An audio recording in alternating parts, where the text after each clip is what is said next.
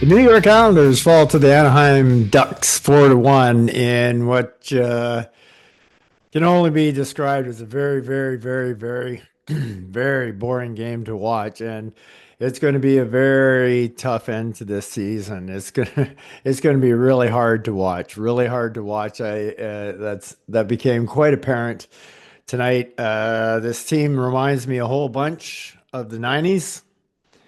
And I don't really see any future with the Islanders right now. I just completely do not understand what we were doing at the trade deadline. I get it. Brock wasn't going to sign, so that was a must trade to get something for it. And Lou did a good job, and we got back some pieces. But to hold on to the rest of what we have here is just ridiculous. I mean, our best players are so old that they're going to be gone in no time. And our young players, we really got nothing.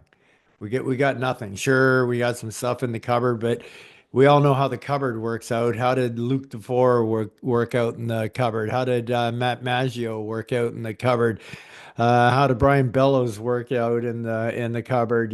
So you just can't count on these guys to do things. And to be honest with you, I'd have to say that the Anaheim Ducks are and they're second worst in the league right now, but are at this moment in time are a better team than the New York Islanders. Uh, we are a hurting franchise. This is one of the this is just a pop gun offense. This is it's a pop gun offense. That's all we have. Like we are not going to score many goals for the rest of this year. It's a sad state of affairs, folks, and it was a tough one to watch. If you're on the East Coast and didn't watch this game, you're lucky. You're lucky because I feel like I just threw away 2.5 hours of my life trying to watch that. And in all honesty, if this keeps up, I don't know how I'm going to continue to do podcasts for the rest of the season to get through. It's that bad. So this is going to be probably the shortest podcast of all my podcasts. So let's get running through it. And the first period, late in the first period, Sam Colangelo scores from Gauthier McTavish and up 1-0. Hogberg had been excellent up to that point. He was keeping the Islanders in the game. We weren't even we were once again a no-show, just like we were a no-show last night. The only difference was is we came out with a 2-0 lead. How we did that, I'll still never know. Second period. Hellison scores his third of the year from Mitchnikov and Zegras at 14:56 mark, and it's 2-0. You can tell with the pop gun offense that we got going that we got no goal scorers. We just have no goal scorers, no natural goal scorers on this team right now. That this game was over at 2-0 against a crappy team like the Anaheim Ducks. Early in the third period, Mason McTavish scores on the power play from Carlson. 43 seconds in, Anaheim goes up 3-0. It's just only a matter of time to run out the clock in this game. And of course, with 12 minutes left in the third period, Waugh pulls the goaltender. I get his frustration. Colangelo gets his second of the night from Lundstrom, makes it 4-0. I mean, Patrick's doing everything that he can possibly do to try to help the guys score, and they can't even help themselves. And then late in the game, Tony DeAngelo with a nice wrist shot to break the shutout with 4 minutes and 50 seconds left in the game. Siplikov and Boqvist getting the assists on that goal, and lo and behold, we lose 4-1. And let's be absolutely honest here, folks. It now is not the time to start winning. I don't know how this is going to help us out. I don't know how getting a good draft pick is going to help us uh, out in the situation that we're in right now. I get how a good draft pick would have helped us out if we had a traded Palmieri, if we had a traded Pajot, if we had maybe even a Cizikas or a Lee or something. Then you got something to build off of. But by basically what we've done is we've taken one high-end prospect who's still going to take some years to develop. He's not coming out as a 20-year-old and going to be great for us. So he's going to take his time to develop. So we got nothing. We got nothing coming. We got nothing coming up. We got nothing. This is looking bleak.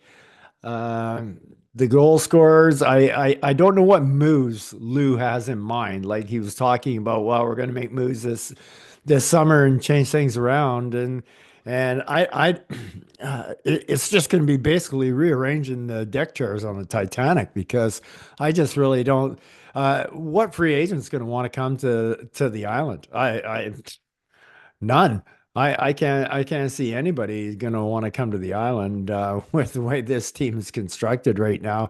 And if I mean, Paul Mary was one of our best players out in the ice there tonight, but if we sign him to an extension, it makes no sense. It makes no sense.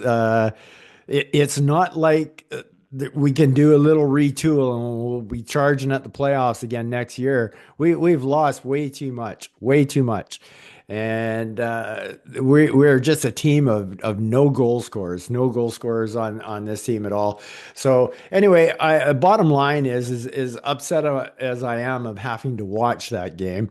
I guess deep down inside, I know that the loss is better for us than a win. Like let's be honest here. Why would we want to jump three teams in the on the draft board right now? Makes zero sense because I can guarantee you all three of those teams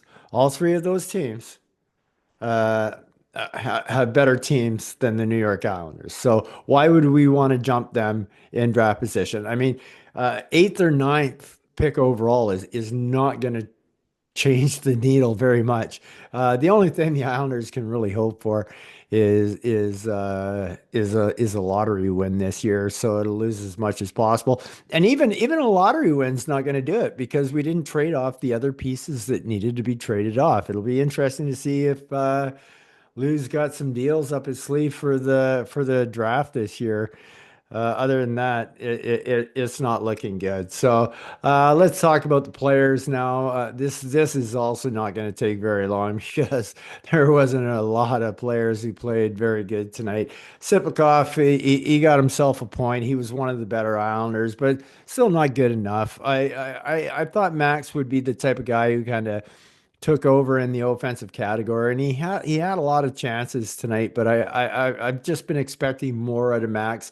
Now, granted, he hasn't had the best line mates in the last month or so, but we need more out of Max. He got three shots on net, one block shot.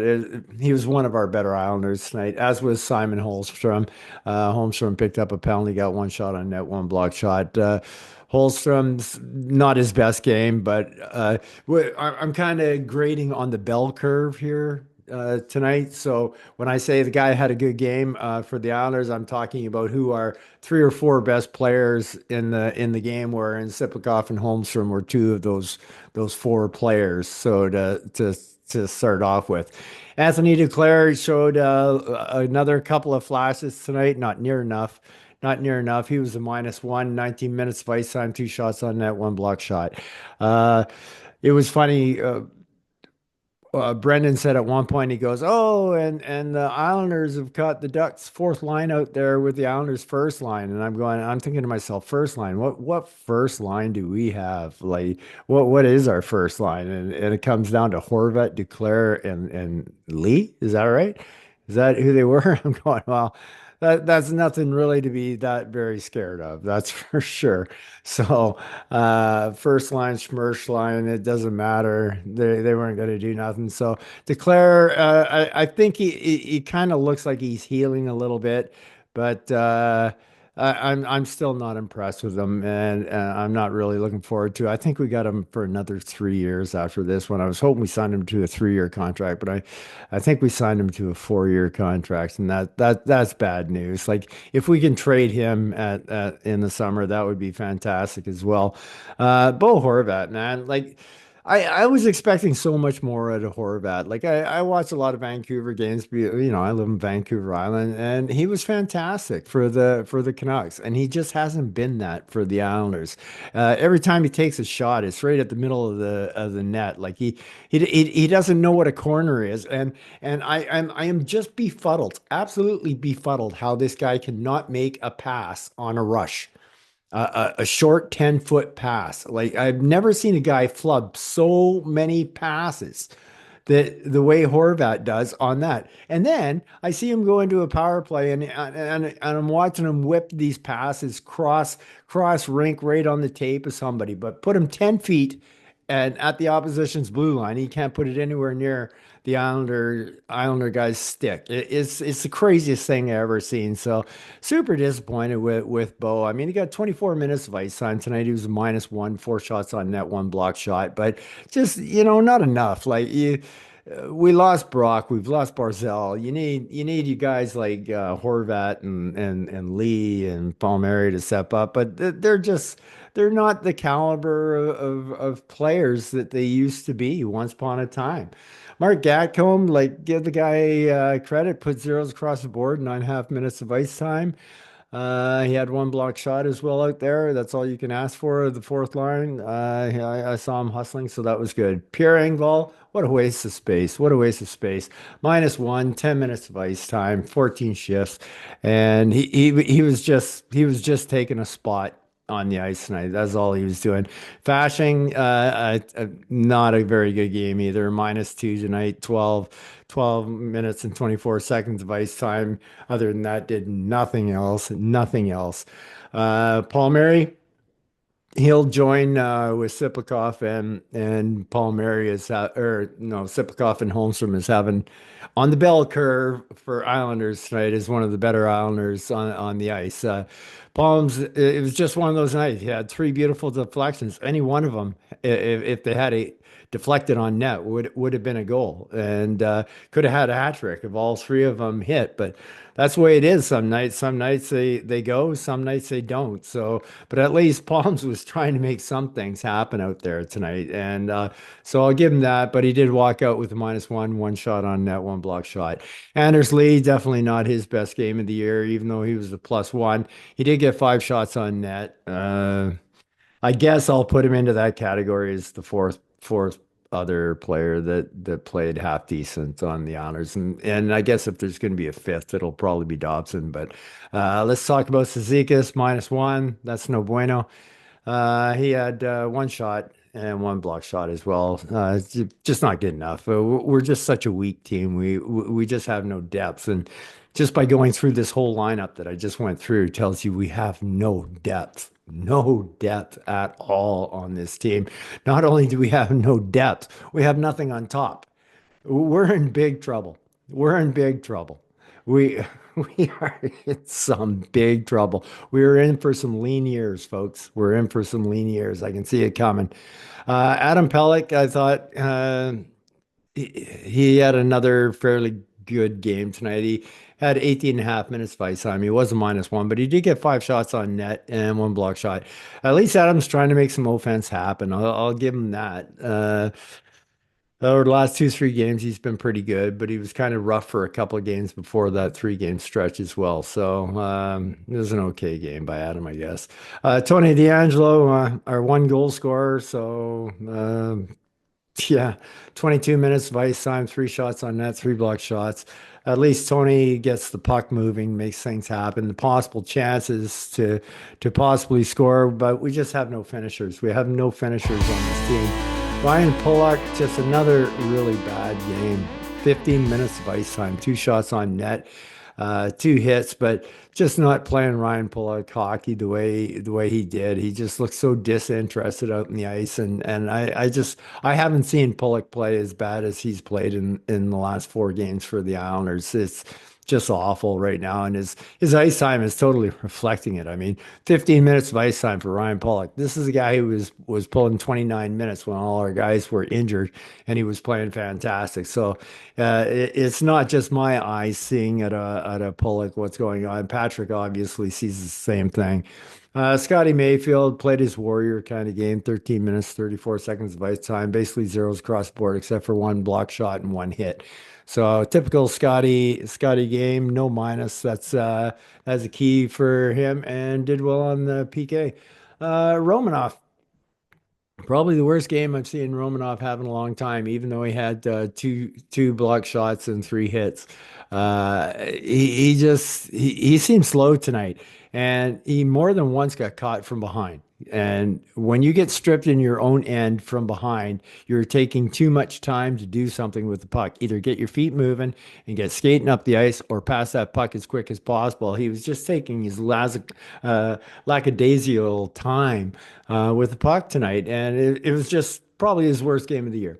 I'll say that for sure. He had a lot of giveaways as well, and really not very impressed. Not very impressed with Romy tonight, which is unusual because I usually am pretty impressed. And it's funny. I'm checking the giveaways here, and it's really hilarious. It's really hilarious to see how many giveaways are on here because there's way more giveaways than are actually tacked onto players. Way more giveaways. Like I seen like 30, 40 giveaways, and we might let's see, what do we got? 4, 5, 6, 7, 8, 9. Nine give or oh no, pardon me, wrong category. 3, 4, 5, 6, 7, 10, 11, 13, 15, 17, 18. Ah, wrong one again. It doesn't matter. All I'm telling you is there should be a lot more giveaways given to players than actually are. So it's actually making the Islanders look better than we actually are because, well, like I said, we're giving the puck away like 30, 35 times a game, and it's just absolutely brutal. Just absolutely brutal. I thought Boquist did an admirable job at center. He did what he could. He even picked up an assist. So good for Adam. Did what he could on the fourth line there, and good job for a guy who's never played forward before. So well done. Uh, Marcus Hogberg, I thought, well, uh, played great for backup goaltender, kept us in it early. Nothing we could do. I mean, out of the four goals, he only gave up three of them, and yeah, definitely not Marcus's fault. I'm glad Ilya had the night off and didn't have to go through that. So, anyway, that was an atrocious game to watch. That was about as boring as it possibly gets. Uh, there's just no signs of life on the offensive side of the puck for the Islanders, and Tuesday could be a massacre. Tuesday could be one that hurts, and it's a 10:30 start for you on the East Coast. I would probably recommend most of you just go to sleep. I'll do a recap for you and let you know how horrible it actually was. So right now, the best thing that can happen to the Islanders is just go on a slide. I hate being a guy who cheers for losses and that, but there's just no future with this team right now. There's no future. There's nothing. It's bleak. It is bleak. Like if somebody walked up to me right now and said, "Okay, you can have the Islanders or you can have the Ducks." I would take the Ducks because I think the Ducks are in a better position than the Islanders are right now. Even though the Ducks are second worst team in the league, which means they're going to get a hell of another good draft pick and whatnot. But the Islanders are old. The Islanders are slow. The Islanders can't score. The Islanders are nothing but a turnover machine by everybody. The only thing that I do like about the Islanders, and believe it or not, like most people would be calling for a coach's head, but I think Patrick Waugh's done an admirable job. I've seen him he'll bench anybody if he doesn't, and I've just seen it all year on the time on ice, how he rewards. Like when I can see a player obviously playing good, and then all of a sudden at the end of the game, I check the ice time and I see his ice time is up from normal, and vice versa the other way around. When a guy's having a bad game like Pulock tonight, 15 minutes of ice time, he definitely hands out his ice. One of the best coaches I've seen in the NHL do that. He doesn't really play favorites, and It'd be interesting to see what he could do with some good hockey players, but unfortunately, I don't think the Islanders have a whole lot of good hockey players on it right now. Anyway, that's all I got for you tonight. It was a wasted night for everybody. It's probably wasted time watching this podcast other than watch my frustration. But I can't get too frustrated over it. I'm just trying to figure out how I'm going to do another 20 podcasts to end the season and keep my sanity at the same time. So, anyway, I hope all you guys and girls take care out there and peace out. Get me out of here.